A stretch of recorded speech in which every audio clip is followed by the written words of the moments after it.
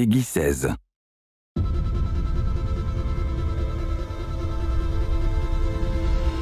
Beyond Light kicks off the next trilogy of stories that we're trying to tell with Destiny. Players are going to go on a journey to discover the true nature of light and dark. It's the beginning of players learning more about the darkness, and in fact going so far as to wield it. It's about leaving comfort and safety behind, walking a different road than one that you may have believed you were destined for. What makes something bad? What makes darkness dark? Who's right? Who wasn't? How are those learnings going to change the characters that you have gotten to know over the last 6 years?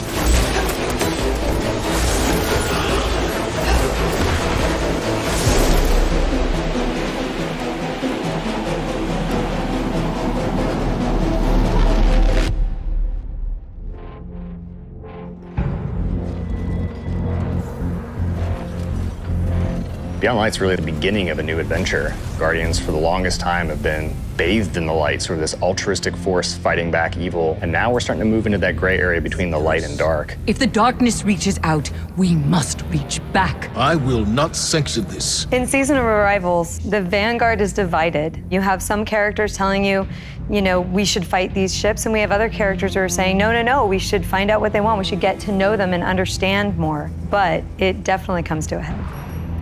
This next year in Destiny is really just about how all the different characters and factions are reacting to these disappeared destinations and what that means as the pyramids have arrived in our system, not for the first time, but for the second time. We're going to see the return of a character who's been absent for a pretty long time in The Stranger, and boy, does she have a lot to say, and she has a lot of time to explain. When I know more, you'll know more. She has shown up to encourage us to take on the darkness, and the only way to truly stop it is to work with it. And here comes our guardian, right on time. Why did the darkness invite us here? Europa is literally like a time capsule. Europa is huge. Killer destination, freezing cold. Desolate. Some of the most beautiful spaces I've ever seen in a video game. There was a lot built on Europa during the Golden Age, and a lot of that was built underground. Clovis Bray had some research facilities there, really pushing the limits of technology and innovation there, maybe stepping into some things that we shouldn't have. Under the ice, all kinds of secrets. I'm so excited for what players are going to find.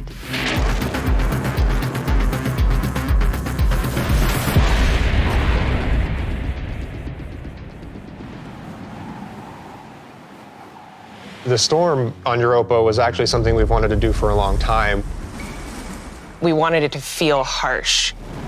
The weather system is so awesome. Like, you're walking through an open space and all of a sudden things start happening. Coming across like Fallen or Vex for the first time, you can barely make out the glow in their eyes. The sound of the wind, the ice will change based on what the weather is looking like. You'll actually feel every piece of the environment changing around you to match the storm.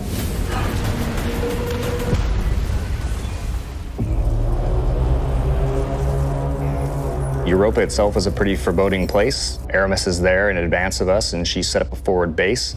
She has lieutenants who have gotten their hands on stasis, gotten their hands on the darkness, and they're learning to wield it. One by one, we will rise again. And so I think her motivations are really interesting too. Today, we begin breaking free from our chains. Aramis really challenges a lot of the ways that we think about light and darkness. She's going to make you think about your relationship with the Traveler. She's a compelling leader, and she has a vision. And especially after the collapse of their society, people, I think, the Fallen wanted someone to follow. Is the light going to be enough? I think we've seen that we need some new tools to fight our enemies with. Maybe it's time to fight fire with fire, or ice with ice.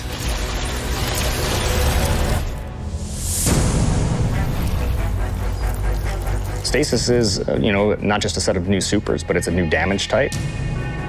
We've got Solar, Void, Arc, and now we've got Stasis. The idea for Stasis all really came back from the gameplay idea of freezing someone. That was kind of the theme that everyone's kind of rallied behind. Dima's an amazing concept artist, had some images that really kind of put us on the right path. What really was landing with that was the more crystalline notion. So when we say cosmic ice, that's kind of where the cosmic comes in. Once he freezes solid, I'm able to hit him again and just shatter him into pieces. The pieces break apart and explode into sharp shards that can damage you. So all of that kind of came together when we landed on that theme.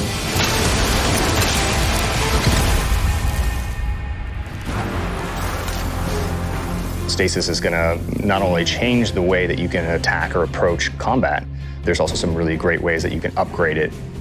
Then you start getting into the more interesting parts, things that we're calling aspects and fragments, which are additional ways to modify your subclass. Aspects are a little bit more potent, and then the fragments are the things that are class agnostic, but depending on what your class is and depending on what your aspects are and how you want to play, you're probably going to be starting to select different ones in there. This is just the beginning for Stasis. We're going to continue to expand on it. We're just excited for players to get their hands on this.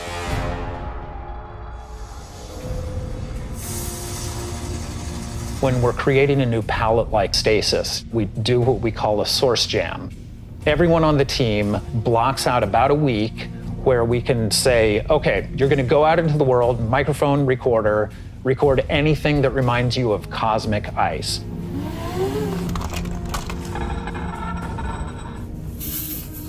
That gives us the palette that we can build the eventual sounds out of. I found personally that the best way to do it was at night. But doing screams, screeches, and blood-curdling yells is a little scary at night. Then I had a really rumbly stomach, and that also was recorded. There was also a breast pump.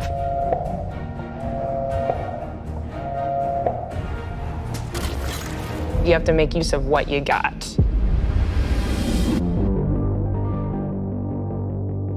In Beyond Light, we have new exotic weapons for you.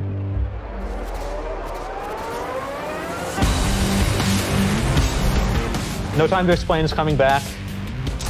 Instead of just being the gun that refills your magazine when you land precision hits, you actually get a little time portal, and it starts spitting out rounds alongside you. You can actually have that on top of the Arc Soul, so you can be your own little mini firing squad if you build for it. Another one we have is the Lament. It uses up your sword's energy to give yourself a new combo that ends up in a big spinning slash. Probably the largest selling point for a lot of people is that it slices right through barrier champions. I think the largest draw for most people is actually going to be the fact that it is a chainsaw sword. Maybe. Yeah. For Beyond Light, we really wanted to create exotic armor pieces that formed a key part of your build around which all the other parts of your build could revolve. For example, the Titan gets the Icefall Mantle, which is a set of exotic arms that looks like it is crafted from Golden Age tech. When you activate it, you sort of slam your arms down, create a burst of stasis energy, and then you cover yourself in an overshield.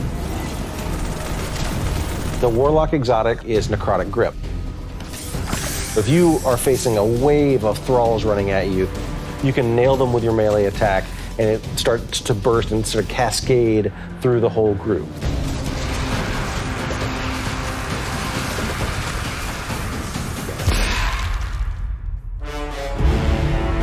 There's a lot there for newcomers coming in too. If you've got a friend who hasn't tried it out, it's a really great time to jump in on New Light, that entry experience for free players. Last year, when New Light launched, we brought back a small portion of the Cosmodrome. This year, we're bringing back a much larger portion of the destination. It takes some of the experiences that started with original Destiny 1, but puts them and stitches them together in a different way and adds new things and tells a different story. What you're gonna meet in this new opening experience is a character with not one, but two names from Fast and the Furious, Shah Han. Thank the light. I didn't think we had other Guardians on patrol here. What I love about the Cosmodrome is it feels like Destiny distilled.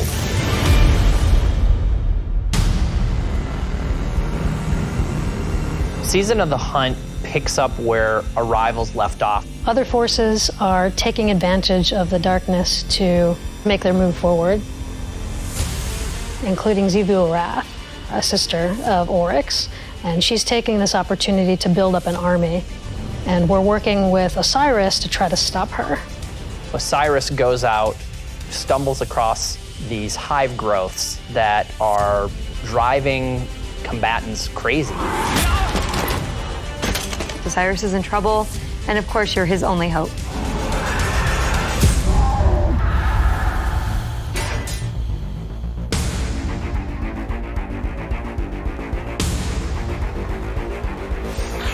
We warned you it was going to be dangerous down here. Impossible.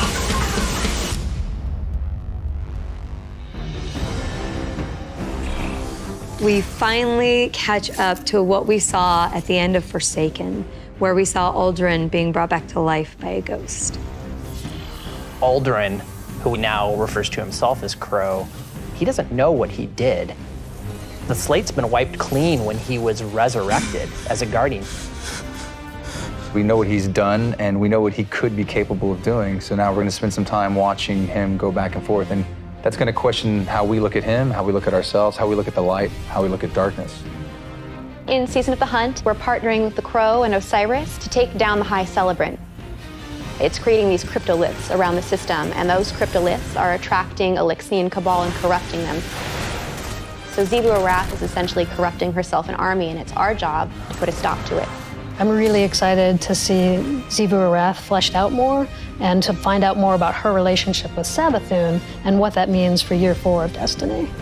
Savathun has been placing dominoes, and at the end of Year 4, she's gonna knock down the dominoes.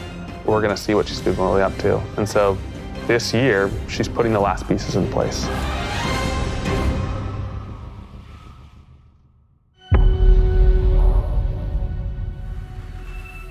Destiny is just a really incredible world, and there are so many stories for us to tell.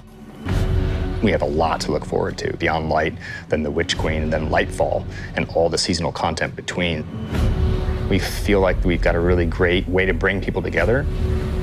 Working through COVID and working through some of the other turmoil in the world right now has been really challenging. I have to admit, I've been pleasantly surprised with how well we've been able to get things done. We're committed to your characters and your community of players. We want to meet you where you are. I think the thing that excites me the most about Destiny's future is how much it's rooted in where we come from. Seeing villains revealed and finding out secrets that we've been hinting at for years. When I look at the team that we're building and continuing to grow and hire, the new leaders that are coming up in Destiny, that gets me super excited.